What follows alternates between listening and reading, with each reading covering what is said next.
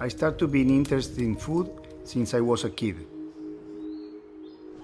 I was lucky to have a grandmother who was a cook, and I learned by eating with her.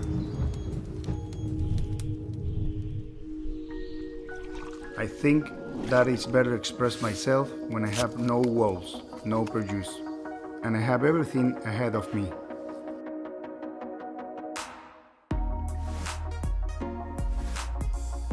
Perseverance, passion, and love. Many things are very important to get to the top. All of these things inspire me to go beyond my better self. And if I achieve that, I think I get better results in what I do.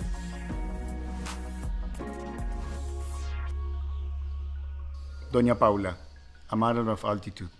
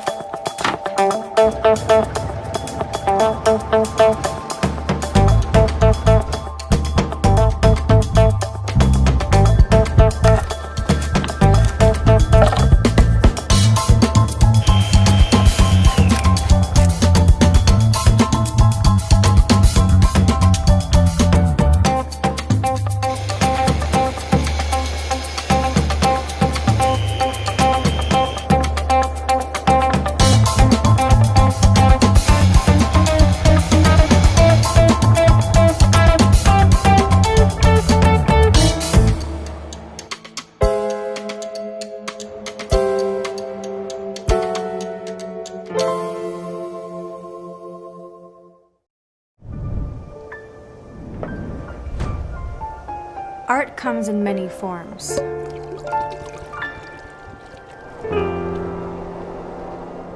Acting, playing piano, or winemaking are all forms of art that bring us to new heights. Dona Paula's wine is a form of art that will transport you to the high-altitude vineyards of Argentina.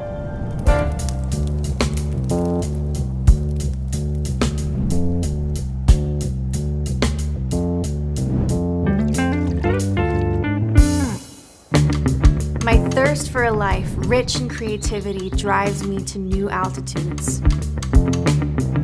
Experience altitude firsthand with each glass of Dona Paula. Dona Paula, a matter of altitude.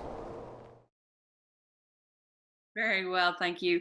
So good evening, everyone. Thank you very much for joining us for this evening's 120 Dublin Stories with Santa Rita and the Little Museum. Now, Ian Whyte, our second speaker for the evening, is going to join us now shortly. But first of all, we have a little bit of time to spend one-on-one with Mr. Martin Kaiser, who we're joined by this evening. Martin, you're very generously joining us directly from Argentina. And I understand that you were recently given the award as the #1 viticulturist in all of Argentina. So congratulations, and thank you very much for being here. Thank you very much. It's quite an absolute, and it'll be wonderful this evening to I guess to hear what you have to tell us. And I guess we're going to jump straight into it. This evening we're going to be tasting one of your wines. I have here a bottle of the Dona Paula Estate, the Malbec. And I was hoping you might just start by telling us a little bit about this grape that we're tasting now this evening. About Malbec? Yes, please. Okay, perfect. Yes. You know, Malbec was imported to Argentina in the middle of 19th century. Argentina started to produce wine in the middle of 16th century, when we were colonized by the Spaniard. So whenever they settle a village in all the country, they the first thing that they do is to plant the vine to make the wine for the maize. And so we have been doing wine for almost 5 centuries. 4 centuries and a half, I would say. But Malbec arrived here, brought by a French guide that was hired to bring these high quality French varieties in the middle of 19th century. So we started producing Malbec in that time, and not only Malbec, but it was like a package, was a mixture of different French varieties. Most of them from Bordeaux, so Cabernet Sauvignon, Cabernet Franc, some Petit Verdot, some Merlot, and Malbec. They were all a little bit together, so with time they started to separate them, because at that time they talk about the French varieties. So it was through many years people were talking about French varieties to separate from the Creole varieties. But among them, Malbec was the one that were performing the best. Yes. So we in the 70s we have already 50,000 hectares of Malbec planted in Argentina, which is a big lot. Very much. And yes, it's a big lot. The thing is that this variety, why is there so much here in Argentina? Because it does well in almost every region of Argentina, and I think that explains why it has succeeded so much, even before we started exporting this wine. Because at that moment, through the 20th century, most of the 20th century, the boundaries of Argentina were closed. So all the Malbec was for producing wine that some Argentinian will drink. Yes, we just started exporting Malbec in the 90s, so at the end of the 20th century. Okay, so it's relatively recent that you actually have been exporting Malbec outside of Argentina, and then Yes. Today you do. This wine that I'm tasting this evening, that some people in attendance this evening will be tasting, could you tell me a little bit about it? A little bit about it. Okay. So this wine was the first wine that Dona Paula produced. It's called Dona Paula Estate. The estate name in the label means that we own the vineyards, so it's our production of grapes. We do the process of elaborating the wine and the bottling. All that is done by Dona Paula. So that allowed us to say that it's an estate-grown wine. Yes, and that's very important for us. In fact, all the wines that we produce in Dona Paula are produced in our own. The grapes are produced in our own vineyards.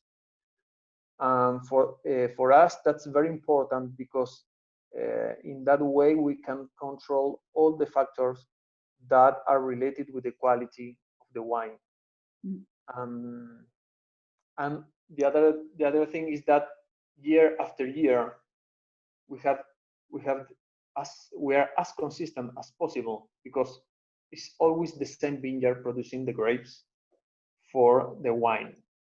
In this case, the grapes are produced in Uco Valley, that is inside Mendoza. So Mendoza is the province that produces about 70% of our Argentinian wine. So it's the most important wine region in Argentina. It has different oases in which we cultivate the vineyards. Uco Valley is the highest in altitude. That means that it's also the coldest. Okay, this is when I think about Dona Paula, a word that does come to my mind is altitude. I do remember last year you did have that really beautiful garden at Bloom in the Park here in Dublin, and if I remember correctly, its name was something like "It's a matter of altitude." And how does that word, how does that sentiment actually relate to the bottle of wine that I have in front of me? Will I experience it in the flavors, or? Of course. So the Malbec that you have in this bottle, I'm going to pour it in my glass. So this Malbec is maybe a little bit different from the first Malbec that the world knew from Argentina. Yes, because it's planted in a region that 20 years ago didn't exist. It's the highest part of Uco Valley. Uco Valley is a very traditional region, but on average, Uco Valley used to be planted at 1,000 meters of elevation. Okay. Now, this vineyard, most of the grapes of this, so we use 2 vineyards for this wine, but most of the grapes is coming from our highest vineyard. It's about 1,350 meters of elevation. Okay. So it's higher than in the past it used to be. So if people, some of you, of course, may know Malbec from a long time ago, but the first Malbec that conquered the world from Argentina were coming from a lower altitude regions. So the profile of the wine changes quite much. So when you go higher in altitude, it's more the black fruit that are more important, and also you will feel some herbal notes like wild herbs that are present, and some violet notes. So it's a little bit floral. Mm. Yes.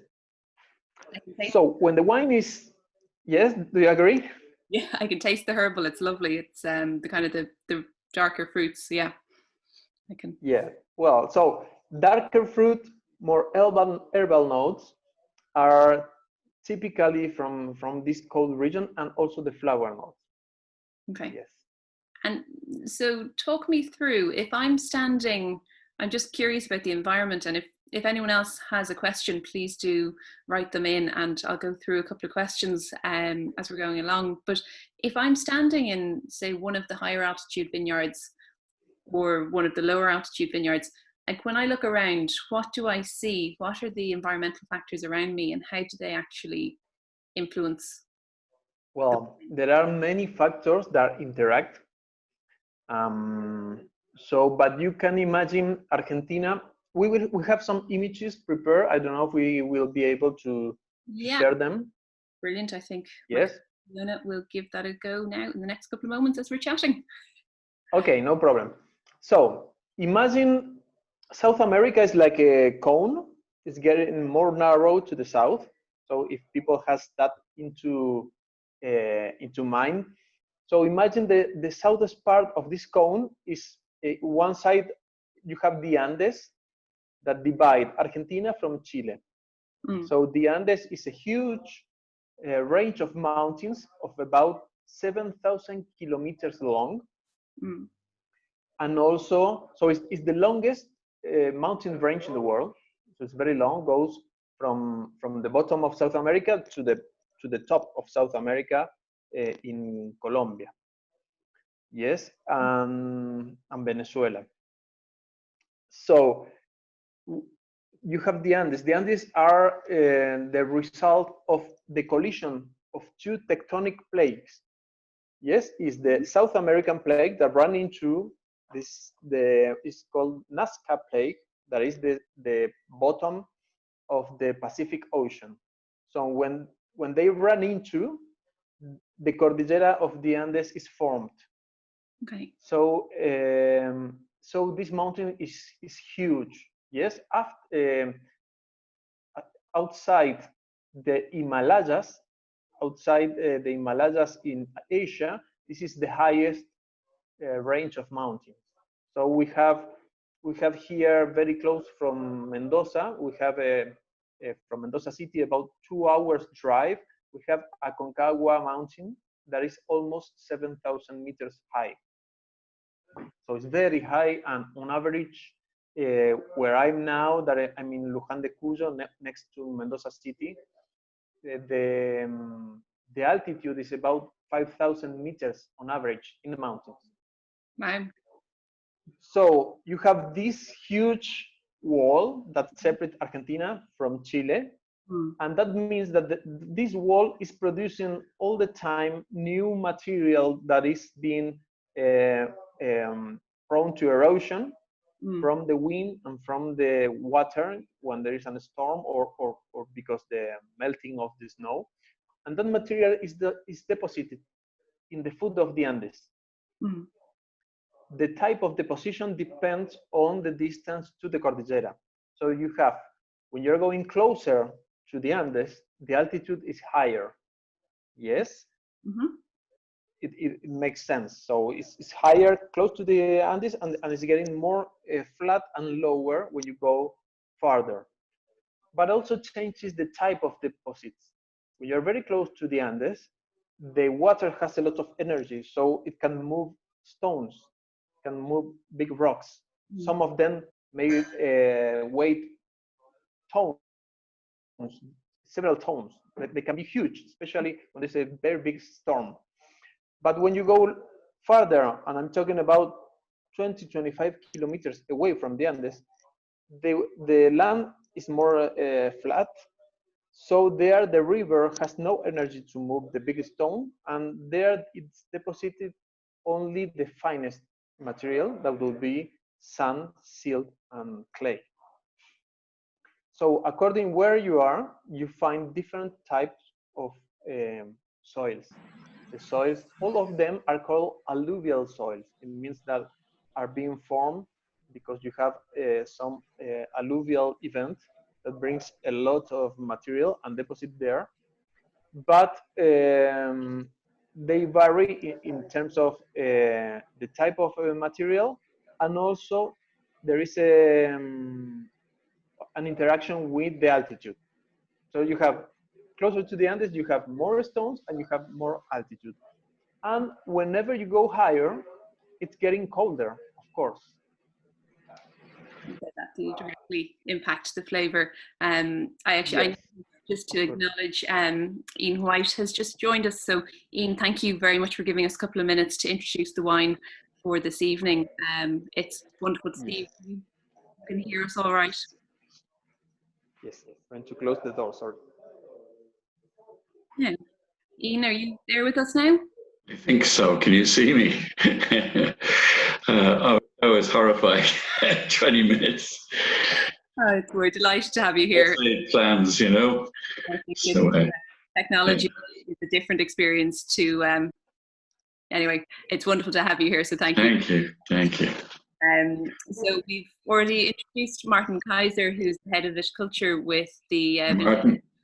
And tasting hello, your nice to meet you. Tasting your raspberry juice here. And to acknowledge, so we're also now joined by Ian Whyte.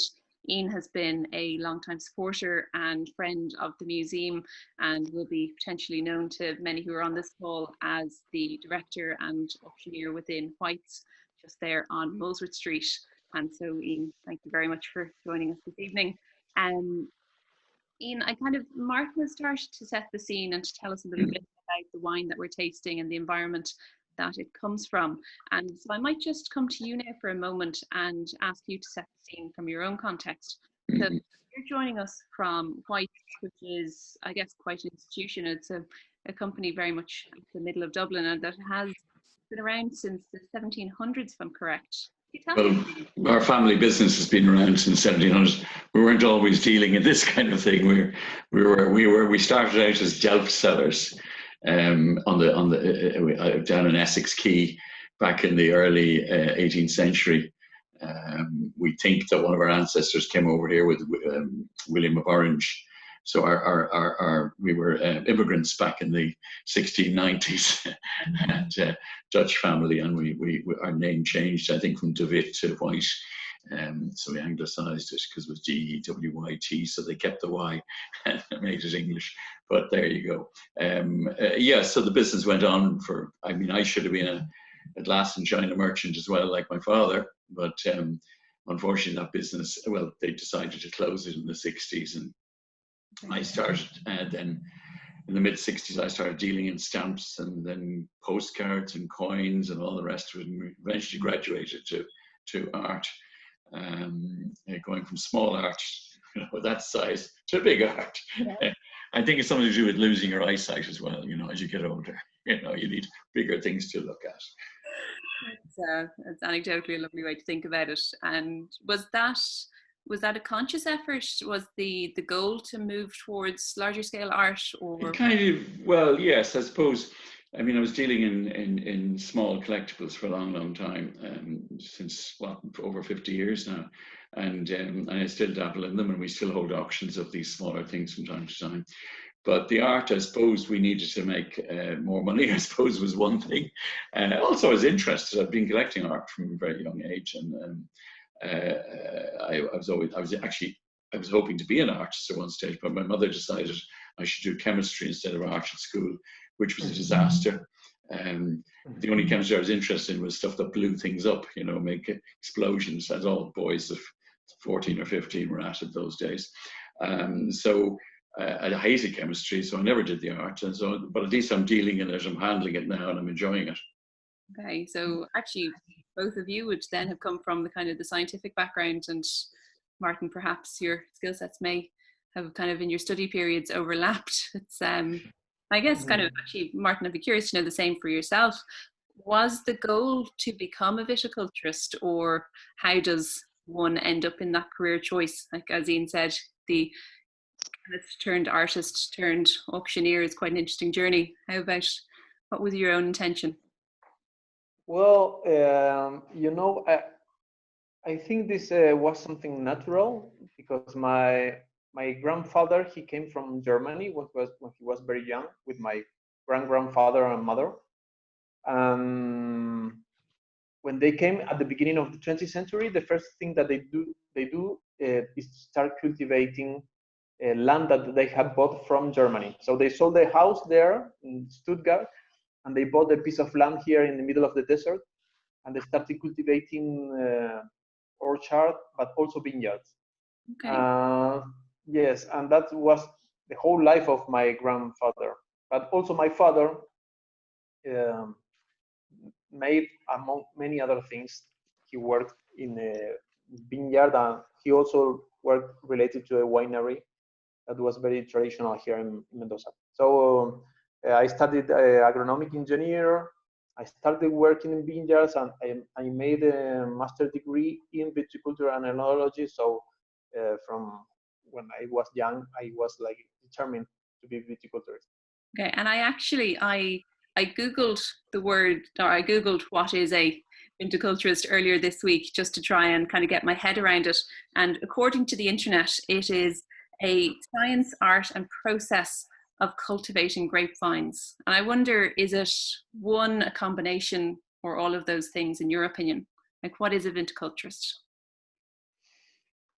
Well, it's of course it's a career in which you may be more or less professional in terms of formal studies, but it's a career in which you start to comprehend every time better what's happening in a vineyard.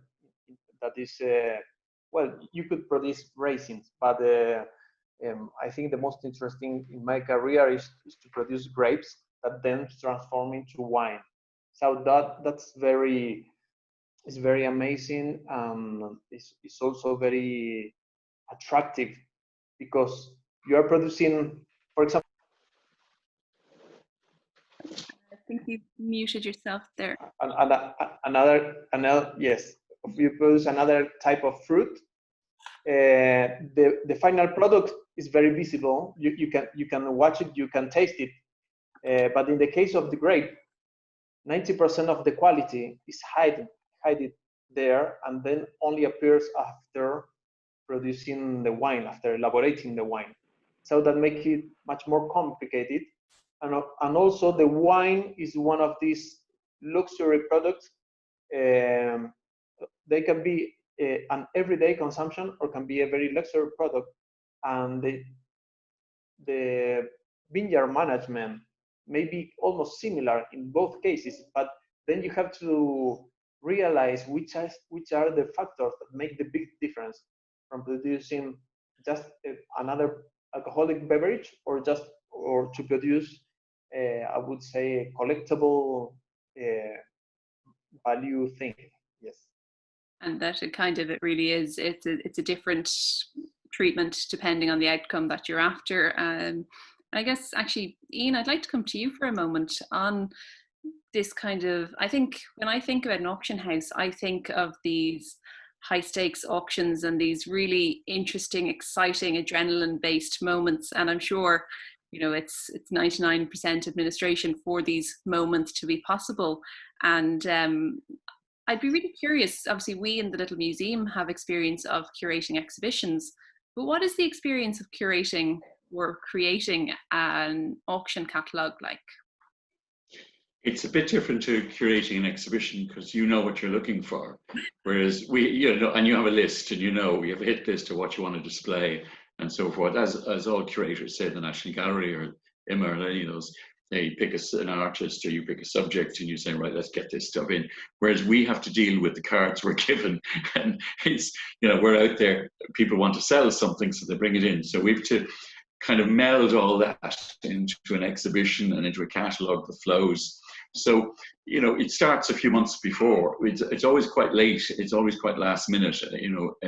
So about 3-4 months before, sometimes a little bit longer. With a big collection, it might take a year for us to get it to fruition. But so we start out normally with people coming in the door, emailing us, phoning us, whatever, contacting, sending pictures of the things they want to sell. We look at them, we give them an idea of value subject to inspection and authentication and so forth.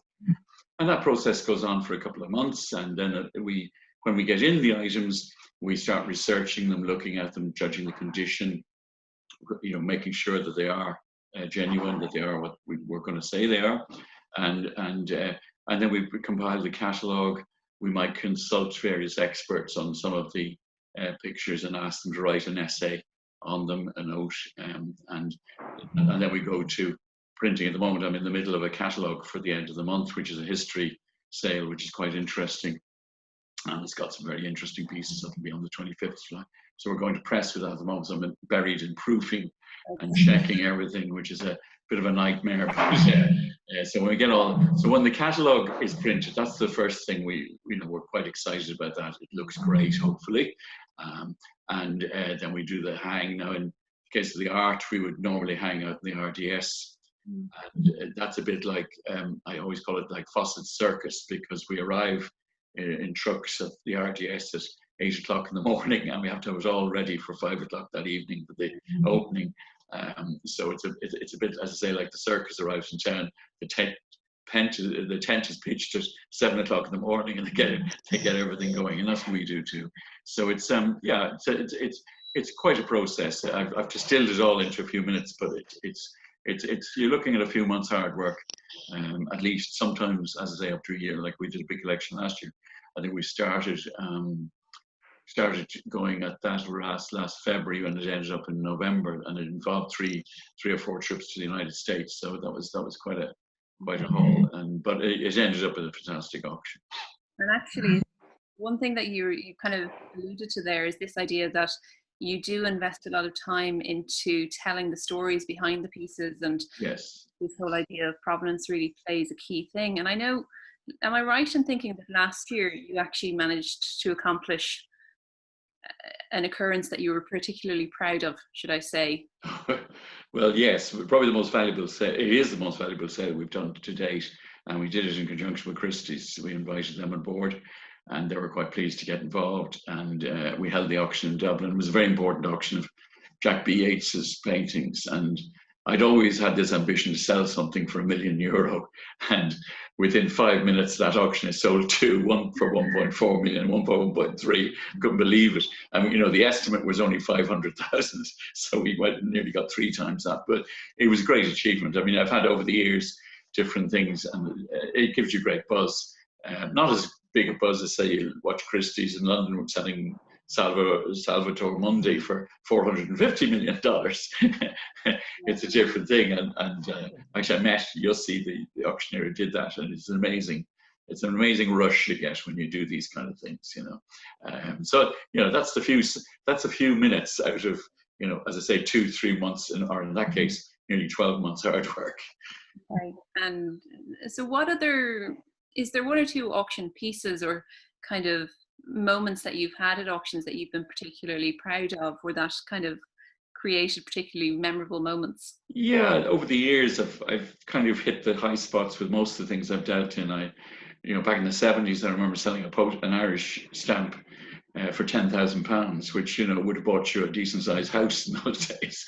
And so that was my first high, I think. And then I went on to sell a collection of coins that made £400,000, and that was another rush. I even sold a collection of cigarette cards for £150,000 at the time, which is still a world record. I think it's still in the Guinness Book of Records or something somewhere. But what are cigarette cards? You're gonna say? Yeah. In the days when you were allowed to smoke, right? they used to give out little cards in the cigarette packets. And I think you have a few hanging around your museum there, the Irish views and stuff like that. But they did away with them when the war started in '39. But there were still collectors around, and there are still collectors around, and there's still dealers in them. But that was a Dublin collector who had them. And I remember we actually went, when I went to his widow, and I knew Jerry, the guy who owned it, quite well. And I remember going to her, and she said, what do you think it's worth? And I said, I think, looking around this little room, which is stacked with albums, and I said, I think it's worth 20,000, 30,000. Oh, we only had it insured for 10,000. And we got her 150,000. So she was quite pleased with that. Staggered. And so how does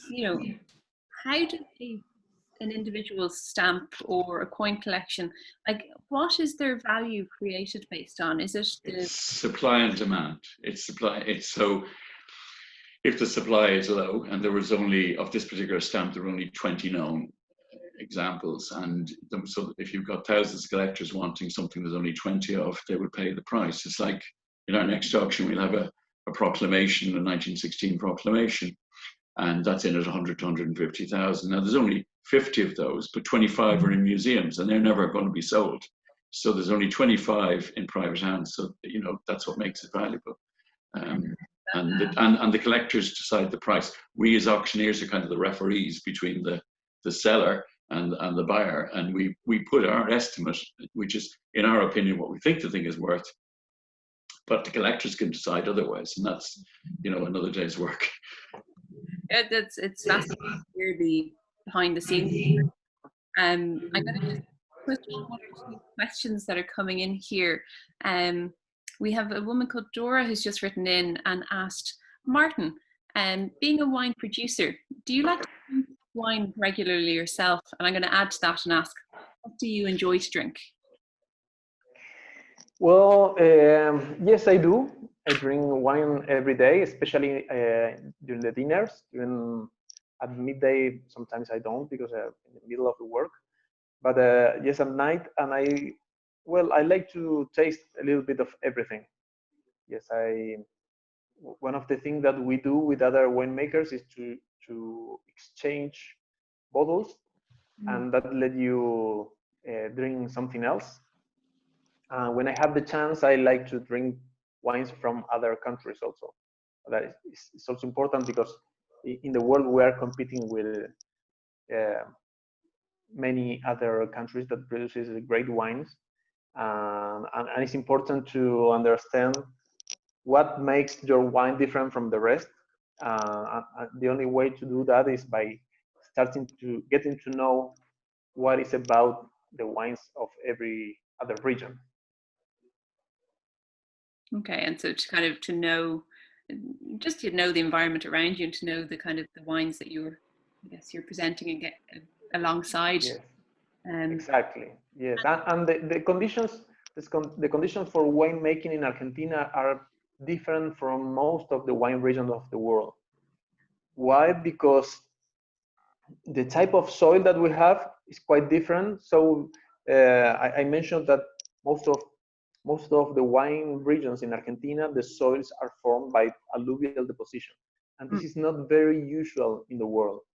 The most usual type of soil is when you have like a bedrock, and that bedrock is weathered through millions of years, and the soil is formed on top of that rock. But in the case of Argentina, is different. It's just a deposit of alluvial material that in most of the cases is much newer and is more poor. And the other thing that makes us very different is that we have very dry conditions. So we could be a little bit similar to some areas of Spain in that sense. Okay. Because we're far away from the ocean influence. But if you think about the regions of France, most of the regions of France, most of the regions of Chile, California, Australia, South Africa, they have a huge oceanic influence that we don't. So, well, and there I found the image. You can see different, the colors are the temperature of different areas of the oasis from Mendoza. So the red colors are the warmest region that are in the lower part. So there you are about 600 meters of elevation. When you go closer to the Andes, it's getting higher.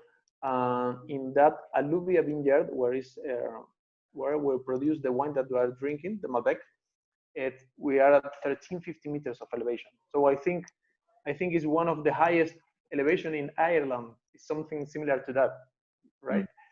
So we're talking a very high vineyard. It's quite, the days are quite cold.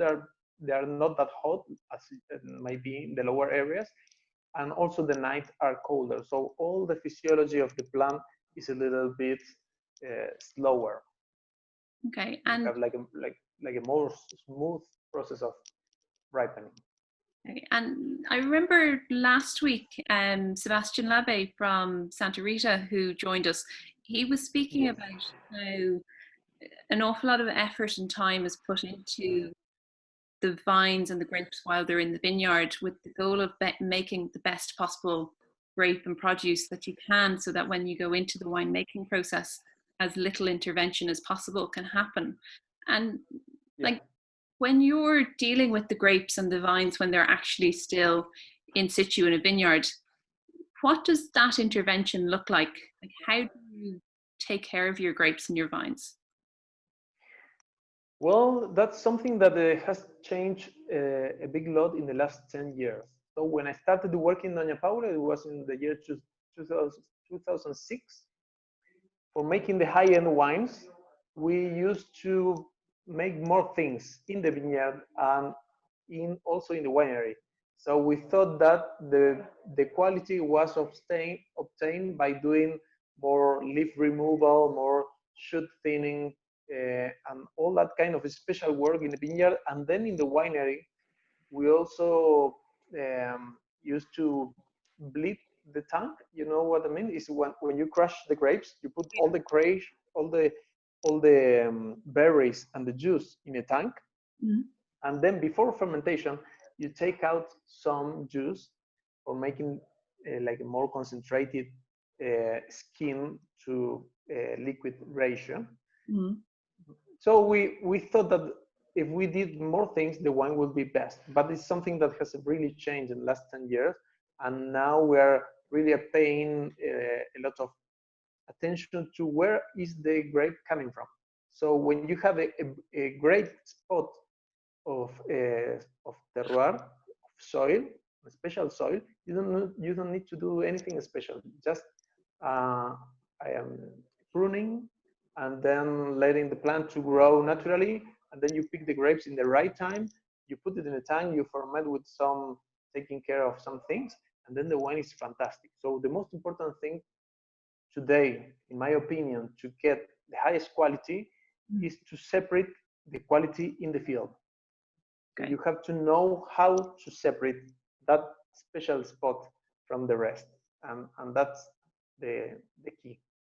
Okay, and so it's using your kind of intuition to figure out which areas are the kind of intuition, and yes, and a lot of study of the soils. Yes.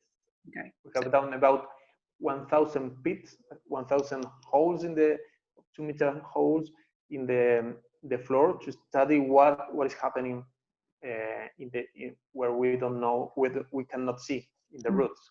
We want to know how is the root growing in the soil when you have more stone, less stone, more calcare, less calcare, and that's what we have been studying in the last 10 years.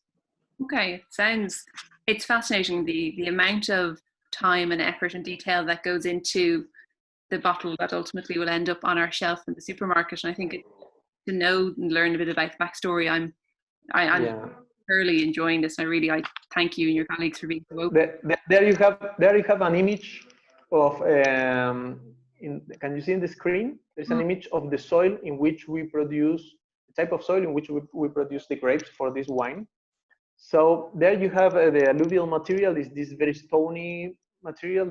The stone are called rolling stones because they have traveled many kilometers through the river, and that makes that all the corners that originally the stone had started to erode and make more round.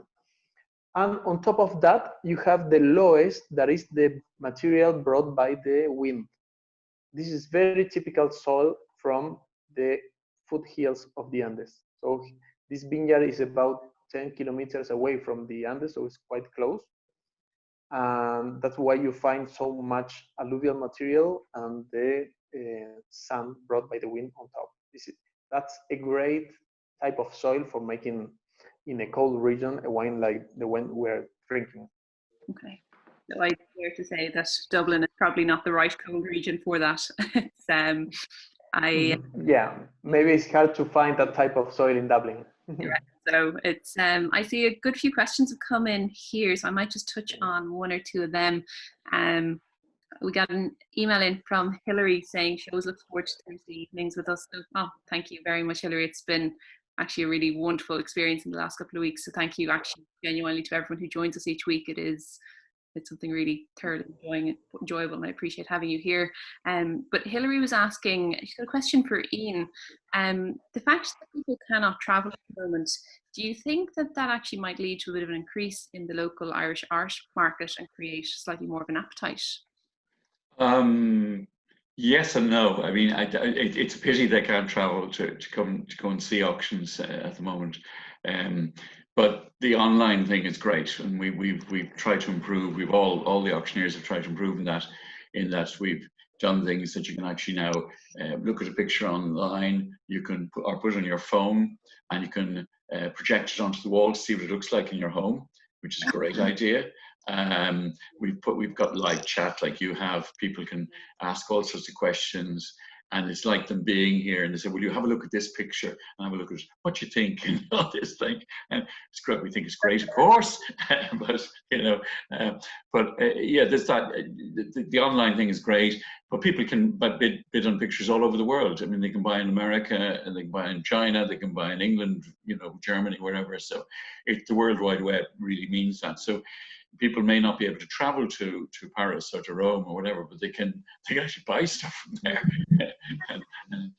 But we prefer they would buy at home, and I think the online thing is great. All the galleries now have online presences.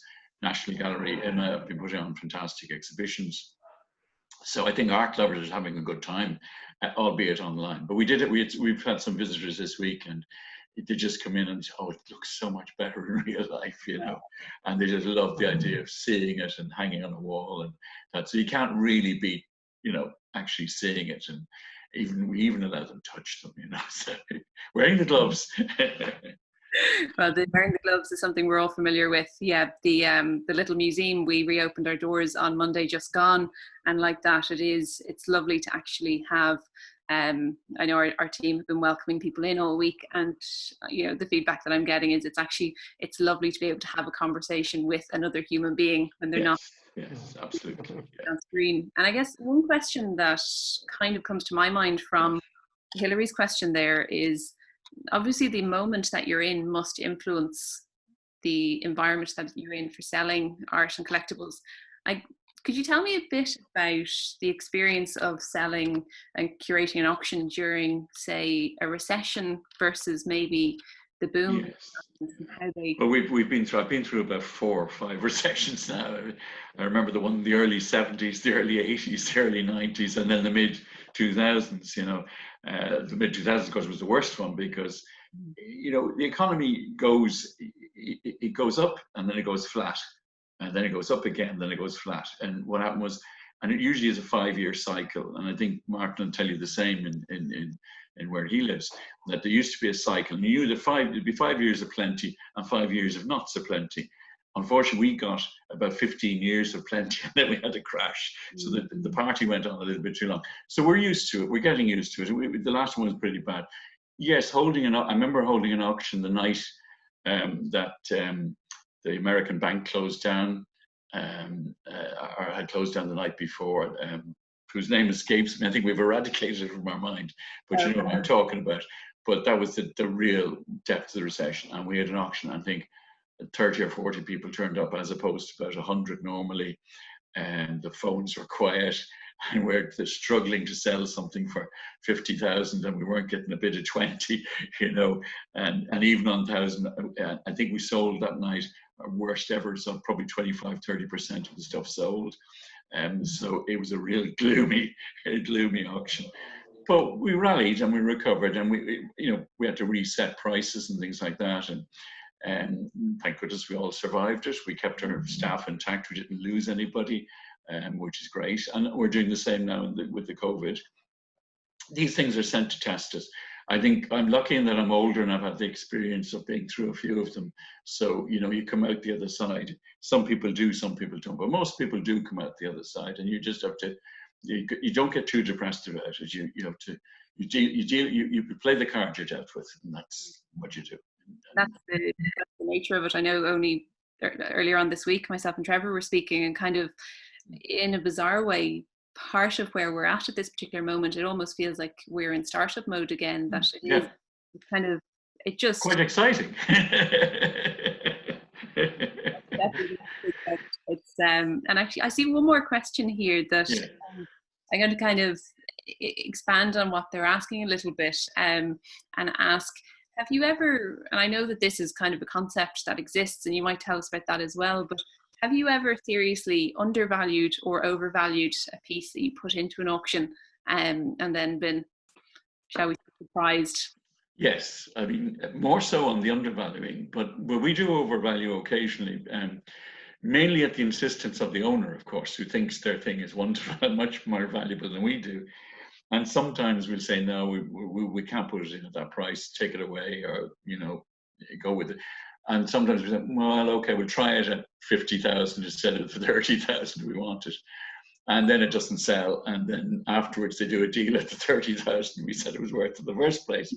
But, you know, people have ideas of things that are valuable. And particularly you mentioned the recession. I suppose during the recession, if somebody bought something for 50,000 during the boom times and they wanted the same price during the lean times, that doesn't work. So that's the overvaluing. On the undervaluing, yes, we've seriously undervalued something. I mean, we're talking, you know, there's a word we use, and it's called a sleeper sometimes, which where something comes in, and despite the research and despite everything else, if we can't find a lot of information about a thing, it can go through, and we'll value it at a low price, you know, and it'll go for a lot more money. I mean, we've had several things like that over the years, and I mean, one thing I remember having was a James Bond poster, and this was funny because it was 1962. I actually remember going to see this picture, which I shouldn't have been allowed into, in the Adelphi in Dunleary, but a good friend of mine here, I'm dropping names here, was Bob Geldof, was in school with me, and his aunt, I think it was worked in the cinema in Dunleary, and she sneaked us in. It was an under-18s picture, and we got in. We were only about 12 years old or something, and in we went to see it, and of course we loved it. But the funny thing, at that time in Ireland, there was a lot of I mean, the movie was heavily censored, and this film poster came in, and it had been Ursula Andress, who's wearing a white bikini in the poster, and of course the famous shot coming out of the sea, and the film distributor had got a black marker or black paint and painted a dress on her. And so I knew this poster was rare in England and would fetch a couple of £1,000. But I said, well, somebody's destroyed the poster, that you're not going to get that kind of money. So we put it in and said, look, this is what Irish censorship was like in 1962 or 63.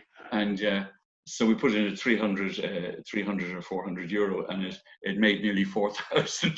So that was a sleeper. That was when we seriously undervalued, you know, the power of, and it was a collector in England who loved the idea that that the Irish put a dress on Irish land dress. It's funny because we have a selection of censored film posters on display. Yes, yeah. And like that, you do see it conversation with some of our national guests. They're entirely confused. Like, it is almost kind of, you do realize they've literally taken a marker, and people are quite fascinated by that. Yes, absolutely. I think, but there's other things. I mean, like for instance, a lot of people think that an old Bible is worth a lot of money, and mostly it isn't, because every house has a Bible, and they're printed. There was the first book to be printed was a Bible, so there's lots of them around. But somebody brought in a Bible, and it was a Dublin Bible. I did notice it was quite early date, but I didn't realise it was the first Bible ever printed in Dublin, and I missed that, and I put it in at about 600 or 700 euro at the time, and it made 3,500. So so we do undervalue sometimes, not all the time. On average, when we look at our auctions, we're usually within 10 to 20% of the prices achieved. So we, not to say we know it all, but we don't. And I think we knew it all would be very boring. That would definitely be boring. And I guess actually on that idea of not being boring, Martin, I'm going to ask you, just obviously, like ourselves, you're going through the coronavirus pandemic over in Argentina at the moment, and I know that there was a lockdown period as well. How does well, first of all, how is everyone? How are you? How are your colleagues? Like, is everyone doing well? Yes, very well. Very well, thank you. Yes, fortunately, up to now, Mendoza is very, very quiet. So the level of distribution of the disease is very low. We haven't had no case in our company. So, but at the moment of the harvest, we were in the middle of the harvest, and suddenly the president said, okay, there is a lockdown, nobody can get out of the house. So we said, okay, what do we do with all the grapes that we have hanging?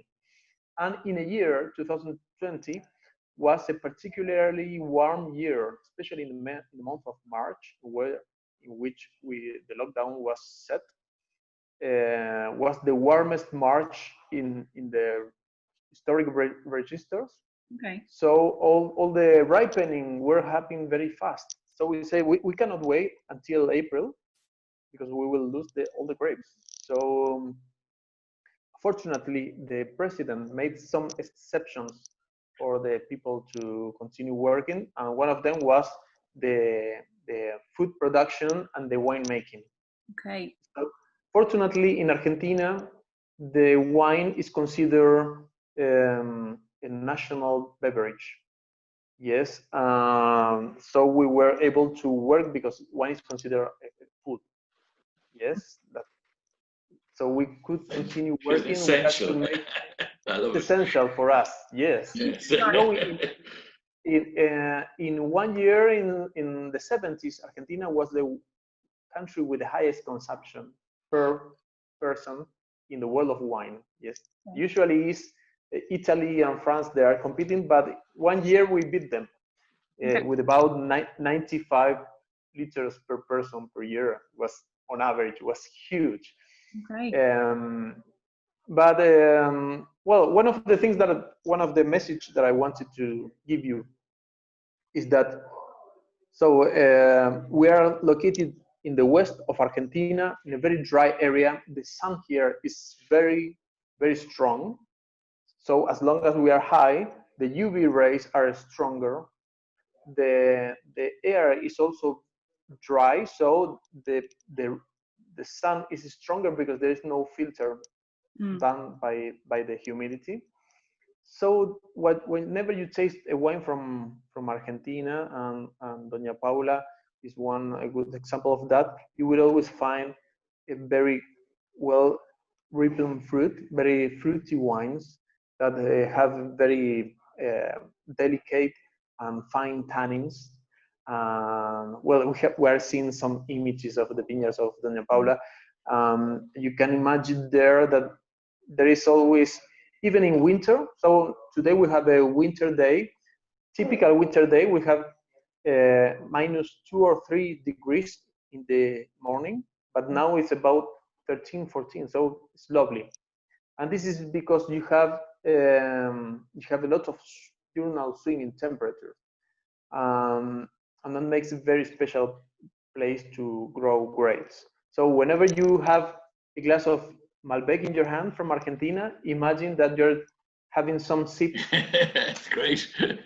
You're having some sip of sun in your hand, and so I invite you to enjoy that. We've just had a very cold few days here, 12 degrees, so this is helping to warm us up. Okay, great. Definitely. Well, thank you very much. It's and I guess kind of a little bit of sun. That's what I'm going to say from now on when I want to open a bottle of wine. I need to get. Yeah. You have a doses of sun bottle. It's positively good for my health. Yeah. And so in terms of what's coming down the line, like, I don't know, is the coronavirus going to actually impact the wine that's produced over the next 12 months? Like, will your wines next year be different as a result of what's happening this year, or? No, I don't imagine a way in which the quality of the wine may be affected. Good. Not for the good or the bad. It won't be affected. So we are doing everything just to keep things like we want them to be. Yes. Working in teams, we have very strict rules inside the company to take care of the health of every person, and every worker is paying attention to the health of their mates. So that's very important for us.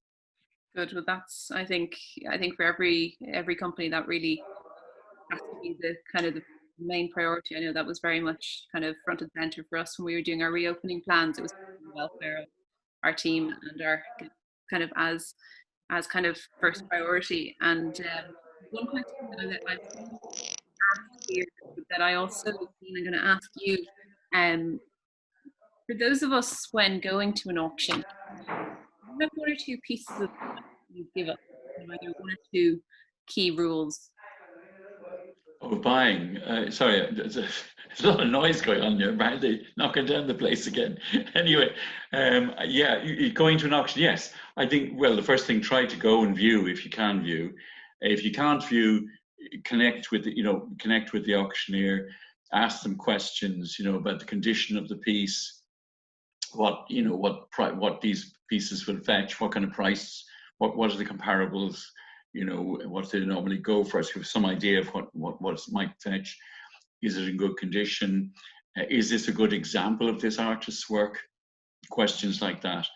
Of course, the first thing is that you use your own eye. So when you're either going through the internet or you're going to view an exhibition or a viewing of an auction, use your eye first, see what attracts you. I often say to people when they come to the RDS, walk around a couple of times and whatever catches your eye is the thing that you're probably going to like. And then you look at it in more detail and, get a bit more research done on it yourself. And go on the internet, see what prices are doing, and listen to the auctioneer. The auctioneer will not generally stray you too far from the truth. We do our best, and we want happy customers. So we want people, you don't want people to come along and say, "Oh, you said that was a wonderful picture," and somebody else says it's wrong. We don't want that. I will tell you, this is a story though. It does happen. There are some people who buy things just for pure investment, and I remember in the height of the boom, back in 2005, a chap came up to me and we had a very nice Mark O'Neill picture, which we had in it 2,000 to 3,000 euros. And he said, "Is that a good investment?" And I said, "Well, it's a good investment at 2,000 to 3,000. Yes, if you got it, that you'd be doing well." He said, "Fine." So after the auction came up, I got that picture. I said, "That's great," but I suddenly realized that picture went for a lot of money. As you come down from the rostrum, it's all figures in your head, you have no idea. And I said, "I think that went for 13,000. "Oh yeah, but you told me it was a good investment." I said it was a good investment at 2,000 to 3,000. I mean, not at 30. But I said I let him go home. I don't know. I haven't seen it since, so I hope it's okay. But yeah, but, do the research. The first thing is find things that have caught your eye. Use your own eye. Everybody has an eye for things, and us auctioneers, we have to have an eye for everything. I think Oscar Wilde said we have we have all tastes and none or something like that. But you know, we have to recognize there are some artists people say, oh, I hate their work, you know, it's dreadful, it's awful, rubbish, you know, and we won't mention any names, but I will recognize a good one of that particular artist. And you know, that's our job. All auctioneers and dealers, we need to know, we may not like the work, but we need to know what the collectors who collect that particular thing, what do they like in that type of work, and recognize, say, right, that's a good one, a good example of that. I hate it, but it's a good example, so we know how to value it and we know how to talk to people about it. So it's this idea of kind of, you know, you are not your customer type thing, that you have to be able to step back from your own personal tastes. And yeah, and we have to, you know, look at it with their eye. Collectors are great. I love collectors. They just have a terrific eye and a terrific idea about what they want, and knowledge too. A lot of them have great knowledge of what they're doing, and we rely on collectors. Collectors come into our viewings sometimes and tell us things about pictures or objects that we have that we didn't know already, and so we learn from them all the time. It's yeah, and I'd say that's fascinating. It's the same kind of scenario we get when we meet kind of, you know, Dublin enthusiasts in the museum, and they'll tell us stories behind pieces. I love it when they point out something and did you know? Did you know about that? I know I'm not. Let me tell you. Yeah, I'm not the historian in our building, so I can just enjoy going, really, that's fascinating. Please tell me more. And you learn so much by talking to people. They're fantastic. Yeah, they really are. I love them. Now, I think, Martin, I'm going to come to you with kind of one final question, which is kind of, you know, I guess, how do I ask this? For those of us walking into our local supermarket, whether we want to buy a kind of a modestly priced bottle of wine for a normal Tuesday evening, or something slightly nice and special for a special occasion, what would be your one or two pieces of advice that you'd give us? Oh, that's a very difficult question, because sometimes you get lost when you go inside a supermarket or a wine shop, because sometimes the label doesn't tell all the history, or sometimes all the history is not 100% true. So sometimes there is a lot of, I would say, nice words, like a poem in the back label, but the ones I like most are the ones that are more genuine expression of a place. And for getting that, you should look for example, the appellation in the label is quite important. Whenever it's more specific about a place, so you could expect that the wine is more genuine, in terms that it always will be the same every year after year, and the person making it is paying attention to reflect that. That is different from, I would say that there are two types of wine. One is that is when you have a winery that is producing a portfolio of wines every year, and it's the same wine. And the other kind of wine is the wine that are produced somewhere in the world and then bought by bulk and bottled by a supermarket, for example. And in general, that wines are okay, but they're not that interesting, because they're not telling you any story. It's just a nice product that you can enjoy. But for me, the wine is interesting when you have a place on the back, when you have a people, when you know that there are interesting people trying to do things every year in a better way. After that, so getting to that type of knowledge is not that easy, because you need to know a little bit about the brand. But today you have many tools that you can use. One of them is using this type of applications, in which you will get some reviews from other consumers. But you can also go into the web pages of the winery, and it's very, very fast. You will find out if that wine is coming from a original winery working with a team trying to make the wine every time better, or it's just an opportunity wine that is bottled somewhere very far away from the origin of the grapes. Okay, I apologize for throwing a difficult question at you at the end of the evening, but that was Yeah. a interesting and useful piece of advice, and one that I know I will. First thing, read where it has been bottled. So if you buy an Argentinian wine and it's been bottled in Dublin, okay, you may suspect that maybe it's not something very special. Okay, that's a useful tool. I will try that the next time I'm in my supermarket. I actually, it was my younger brother's birthday earlier this week, and I opened a couple of bottles of the Malbec that we're tasting this evening. So once in Dublin, I was told that the Guinness beer doesn't travel. Yeah. And so with the wine is something similar.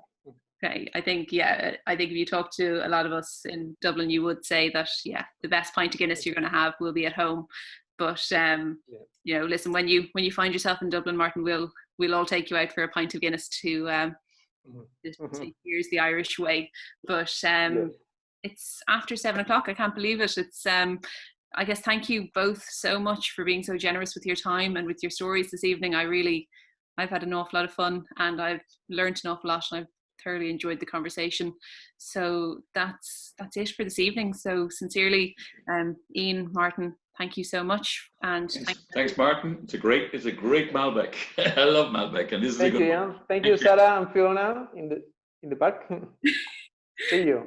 Well, cheers. Good night, everyone. Thank you very much. See you. Happily. Nice. I'll send out a note to everyone next week with an invitation to next week's session, when we're going to be joined by Emily Faulkner, who's going to do a tasting of a Carmen Grand Reserve Cabernet Sauvignon. So we have that ahead of us next week. But for now, thank you very much, and good evening, everyone.